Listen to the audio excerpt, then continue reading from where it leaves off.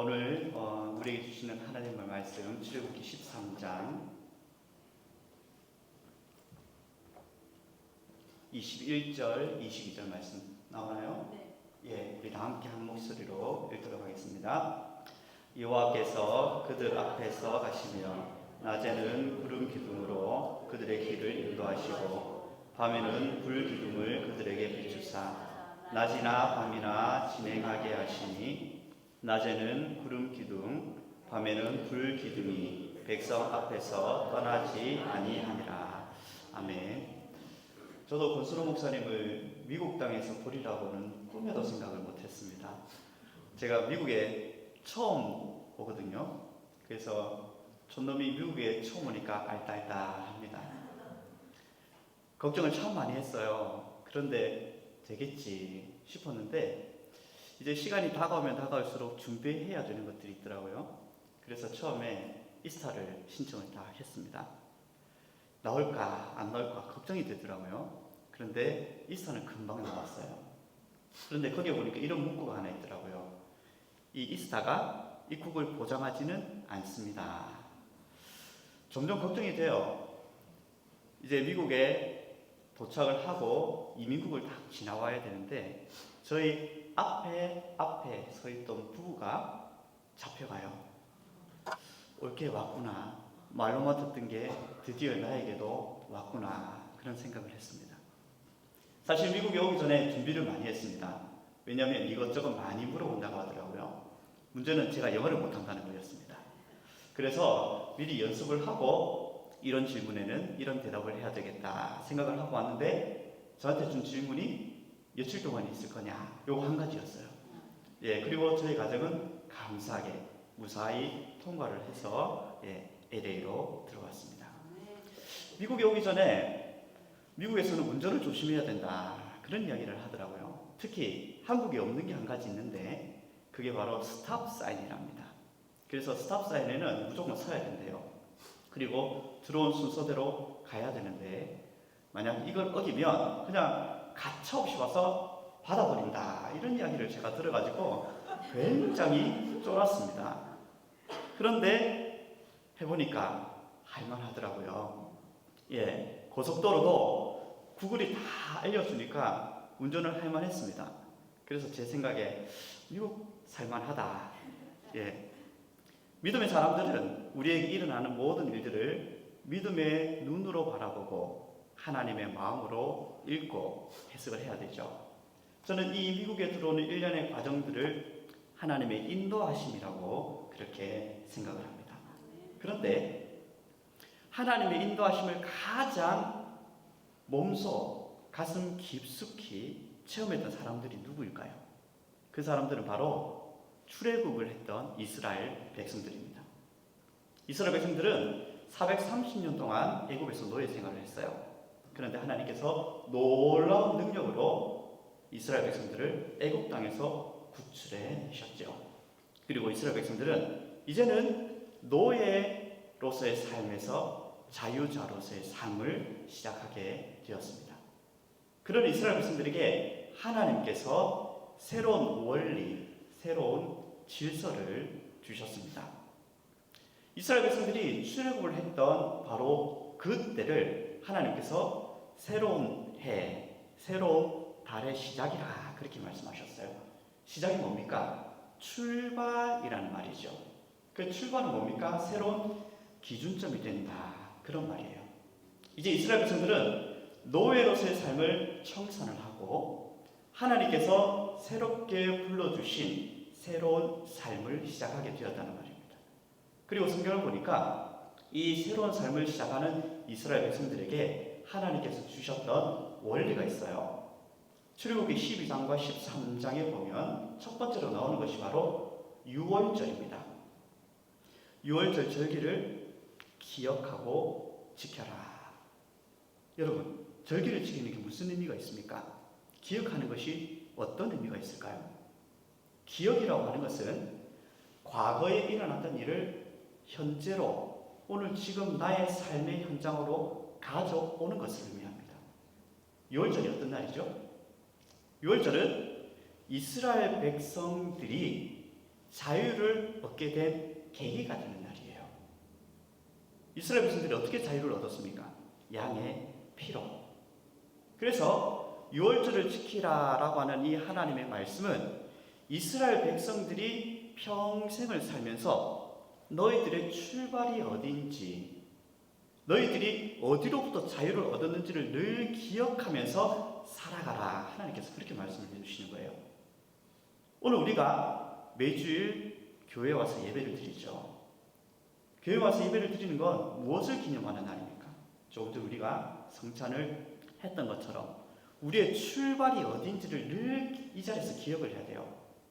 우리의 출발은 나의 능력, 나의 힘이 아니라 우리를 구원해 주신 하나님의 은혜와 나를 위해 십자가에 못 박히신 예수 그리스도의 희생 때문이라는 것을 이 예배 자리에 와서 매일 매주 기억을 하고 우리가 세상에 나가서 그 은혜를 힘입어서 살아가야 합니다. 그래서 기억하는 것, 이 자리에 와서 우리의 출발이 어딘지를 다시금 되새기는 것, 이것이 굉장히 중요하죠. 두 번째로 13장 9절 말씀을 보니까 율법의 말씀을 항상 입에 두라 그렇게 말씀하셨어요.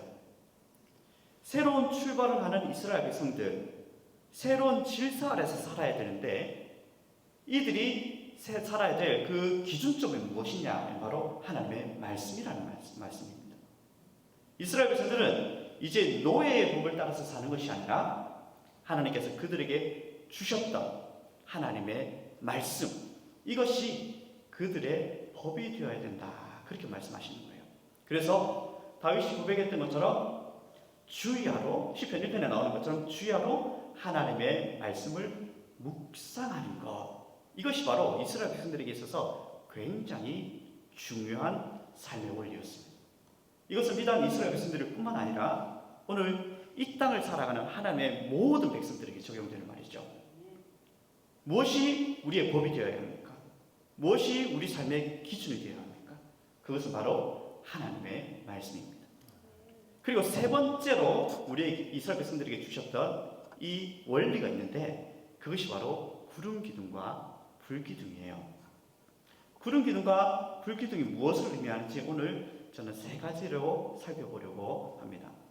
22절 보니까 낮에는 구름 기둥, 밤에는 불 기둥이 백성 앞에서 떠나지 아니하니라.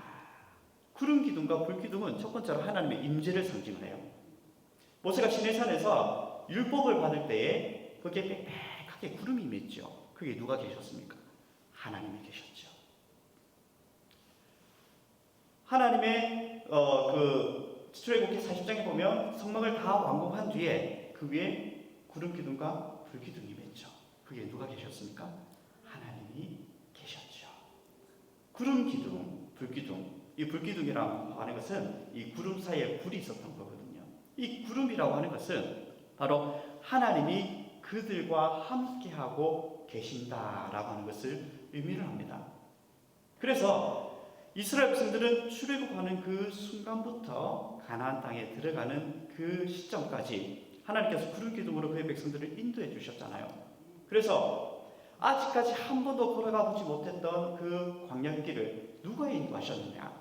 하나님께서 인도하셨다는 것을 이스라엘 백성들은 날마다 눈으로 보고 체험하고 경험을 했습니다. 두 번째로 구름 기둥과 불 기둥은 21절 말씀을 보니까 여호와께서 그들 앞에서 가시며 낮에는 구름 기둥으로 그들의 길을 인도하시고, 이 구름 기둥과 불 기둥은 두 번째로 하나님의 인도하심을 나타내요. 이스라엘 백성들은 40년 동안 애국에서 노예 생활을 했죠. 물론 그들이 지리적으로 가나안 땅이 어디에 있었느냐를 대충은 알 수 있었을 겁니다. 그런데 어떤 길로 가는 것이 가장 좋으냐, 이건 또 다른 문제거든요. 지도를 보시면 블레셋 땅을 지나서 직진해서 올라가는 것이 가장 빠르고 쉽게 가나안 땅으로 올라갈 수 있는 길입니다. 그런데 거기에 누가 있었습니까? 블레셋 사람들이 있었거든요. 그래서 13장 7절 보니까 하나님께서 일부러 블레셋 사람의 길로 인도하지 않았다라고 이야기합니다. 왜 그럴까요? 왜냐하면 블레셋 사람들과 만나면 분명히 전쟁이 일어날 거고, 그러면 그들이 하나님을 원망할 것이 분명했기 때문에 그렇습니다. 그래서 구름 기둥과 불 기둥은 하나님의 인도하심을 나타내요. 이스라엘 백성들이 어디로 가야 가장 좋을지 누가 제일 잘 아십니까? 하나님께서 제일 잘 아시죠. 그래서 가장 좋은 길로 인도해 주시는 증표가 무엇이냐? 그것이 바로 구름 기둥과 불 기둥입니다. 세 번째로, 구름 기둥과 불 기둥은 온전한 순종을 요구를 합니다. 여러분들께 한 가지 질문을 드릴게요. 여러분들 성경에서 구름 기둥과 불 기둥이 이동하는, 움직이는 원리를 혹시 찾으신 분이 계십니까? 아주 정기적인 규칙을 따라서, 원리를 따라서 구름 기둥과 불 기둥이 이동을 하던가요? 성경 보니까 꼭 그런 것 같지 않아요. 그래서 제가 성경을 유심히 살펴보다가 민수기 9장에 보니까 구름 기둥과 불 기둥이 움직이는 원리가 나타나 있습니다. 거기에 보니까 혹시 민수기 9장 19절에 구름이 성막 위에 머무는 날이 오래일 때에는 20절에 혹시 구름이 성막에 머무는 날이 적을 때에도 저녁부터 아침까지 있다가 아침에 그 구름이 떠오를 때에는 행진하였고 이틀이든지 한 달이든지 1년이든지 구름이 성막에 머물러 있을 동안에는 머물러 있어야 되었어요. 자, 이걸 우리가 한마디로 어떻게 표현할 수 있을까요? 구름 기둥과 불 기둥이 움직이는 원리를? 어렵죠? 저는 이렇게 정의를 했습니다. 하나님 마음대로. 하나님 마음대로예요. 단어 원리가 없어. 다르게 설명할 방법이 없어요. 하나님이 원하시면 가야 되고, 하나님이 있어라 그러면 있어야 되는 거예요. 그런데 여러분, 하나님이 몇 날 몇 시에 떠날 거다라고 예고해 주셨습니까? 아니요. 여러분들 예고 없이 기다리는 게 얼마나 힘든지 아세요? 기다려 보셨어요? 제가 인도네시아 선교사잖아요. 인도네시아에 있으니까 답답한 일들이 엄청나게 많더라고요. 한국은 워낙 빨리빨리 돌아가는데 한국에 있다가 인도네시아 가니까 속 터져 죽겠더라고요. 인도네시아 사람들은 시간을 4개로 구분을 해요. 빠기, 시양, 소레, 말람. 빠기는 아침 해 뜨는 시간부터 해가 뜨거워지기 전까지, 보통 오전 10시 정도까지. 시양은 해가 뜨거운 시간, 제일 뜨거운 시간, 오전 10시부터 오후 한 2, 3시까지. 그 다음에 소레는 이제 해가 질 무렵, 그러니까 오후 3시부터 한 6시 정도까지. 말람은 해가 없는 시간, 그런 시간을 의미해요. 하루는 제가 에어컨 기사를 불렀어요. 언제 올래? 그러니까 빠기에 간다, 그렇게 이야기하더라고요. 빠기가 아침 6시부터 10시까지인데 도대체 언제 올 줄 몰라서 몇 시에 올래? 제가 물었어요. 아침 9시에 갈게, 그렇게 이야기하더라고요. 9시가 딱 됐어요. 기사가 왔을까요? 안 왔을까요? 어떻게 잘 아세요? 그래도 뭐 1시간 정도는 내가 기다려줄 수 있지. 1시간 딱 기다렸어요. 10시에 전화를 했습니다. 어디냐? 가고 있다, 그렇게 이야기하더라고요. 10시에 왔을까요? 안 왔을까요? 11시에 왔을까요? 안 왔을까요? 안 와요. 11시에 전화했어요. 어디냐? 다 왔다. 그리고 1시간을 더 기다렸어요. 12시에 왔어요. 제가 인도네시아 말에 배속이라는 말이 있어요. 내일이라는 뜻입니다. 슈퍼에 물건을 살 일이 있어가지고 슈퍼에 갔거든요. 물건이 없어요. 그래서 제가 직원에게 언제 옵니까? 그랬더니 뭐라고 대답했을까요? 배속, 내일 온다. 그 다음날 제가 갔겠죠? 필요하니까. 물건이 있었을까요? 없었을까요? 어떻게 그렇게 잘하실까? 인도네시아 오셔서 사셔야 되겠네요. 없었어요. 그래가지고 또 물었죠. 언제 옵니까? 배속, 내일 온다. 그 다음날 제가 갔을까요? 안 갔을까요? 어이구, 잘하시네. 제가 또 갔지요. 있었을까요? 없었을까요? 어떻게 그래 잘하실까? 없었습니다. 그 다음날 또 갔습니다. 그래도 없어요. 그때 제가 알았습니다. 이 배속이라는 말이 미래의 어떤 날이라는 것을. someday. 제가 MBTI가 J예요. 그래서 틀에 짜있고 계획대로 진행되는 걸 굉장히 좋아하는 사람입니다. 그게 굉장히 편해요. 그런데 인도네시아 가니까 제 생각, 제 계획대로 되는 게 하나도 없더라고요. 제가 이 경험을 하면서 이스라엘 백성들이 얼마나 답답했을까라고 하는 생각을 해봅니다. 때로는 이스라엘 백성들이 물도 좀 있고 풀도 많고 양들을 먹일 수 있는 좋은 환경에 진을 쳤어요. 사람의 마음이라면 오래 있고 싶을까요? 빨리 떠나고 싶을까요? 오래 있고 싶지요. 그런데 하나님께서 다음날 떠나자 그러면 얼마나 속상하겠습니까? 그런데 지르친 곳이 하필이면 돌밭이에요. 아무것도 없는데 하나님께서 떠나라고 말씀을 안 하시네. 그러면 얼마나 속이 상할까요? 구름 기둥과 불 기둥은 하나님께서 가라고 하실 때 가야 하고 있으라 하시면 있어야 되는 것을 보여주는 곳이에요. 그래서 구름 기둥과 불 기둥은 온전한 순종을 하나님의 백성들에게 요구하는 곳입니다. 민수기 33장을 보면 이스라엘 백성들이 출애굽하는 그 순간부터 모압 평지까지, 즉 가나안을 목전에 앞둔 그곳까지 이스라엘 백성들이 어떤 여정을 걸어왔는지를 세세하게 하나씩 기록해 놓고 있어요. 처음에 그 본문을 읽다가 왜 이렇게 우리가 알지 못하는 이 지명들을 하나하나 기록을 해 놓았을까 그런 생각을 했습니다. 그런데 또 가만히 생각하니까 와, 이스라엘 백성들이 속 터져 죽었을지 몰라도 하나님께서는 그 모든 것을 하나하나 다 계획하고 계셨구나 하는 걸 제가 깨닫게 됐어요. 그 지명들 하나하나에는 하나님께서 머물러라 라고 하신 명령과 자 가자 떠나자 라고 하신 말씀이 그 안에 하나하나 다 담겨 있더라고요. 하나님께서 머물러 있어라 라고 하실 때는 머물러 있어야 할 이유가 그 안에 담겨 있었고, 하나님께서 자 떠나자 라고 하면 떠나야 될 이유가 그 안에 다 기록이 되어 있다는 걸 제가 깨닫고 얼마나 감사했는지 몰라요.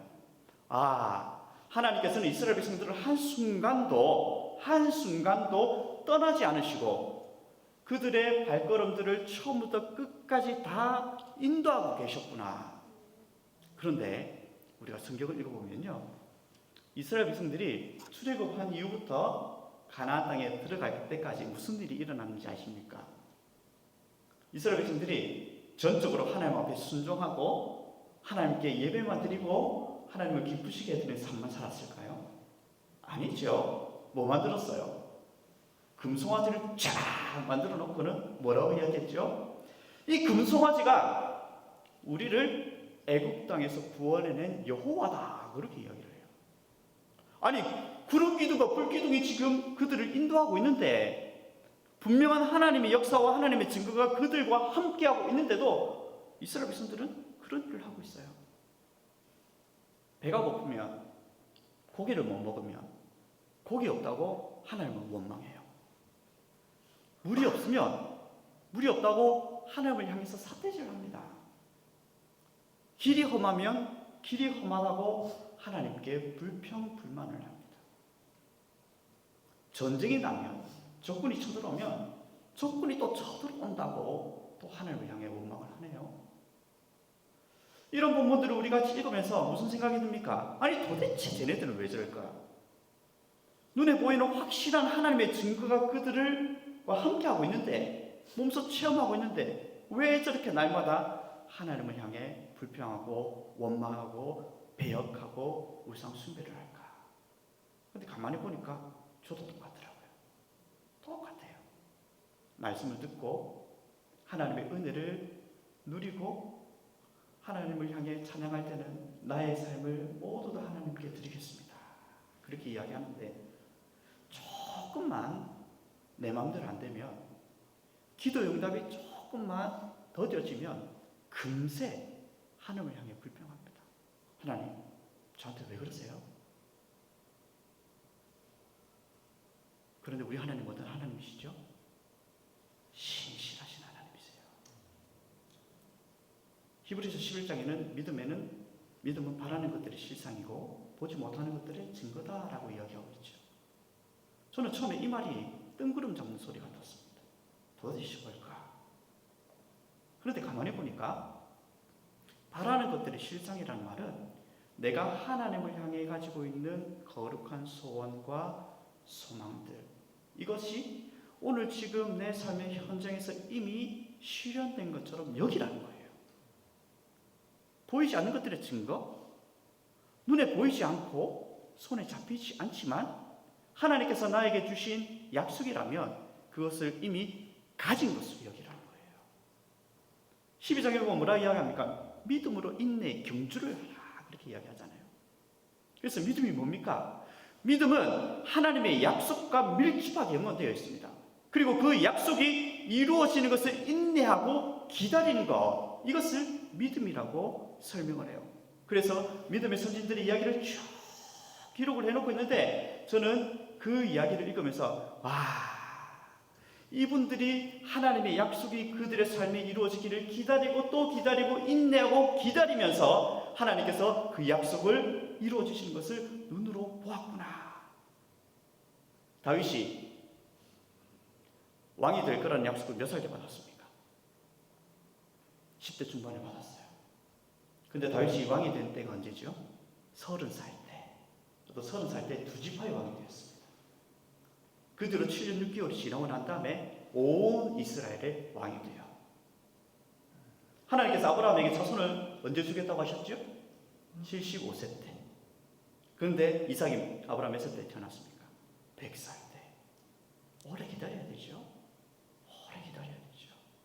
여러분, 하나님께서 아직 여러분들에게 응답하시지 않은 기도가 있습니까? 오늘 하나님께서 우리에게 요구하시는 것이 무엇입니까?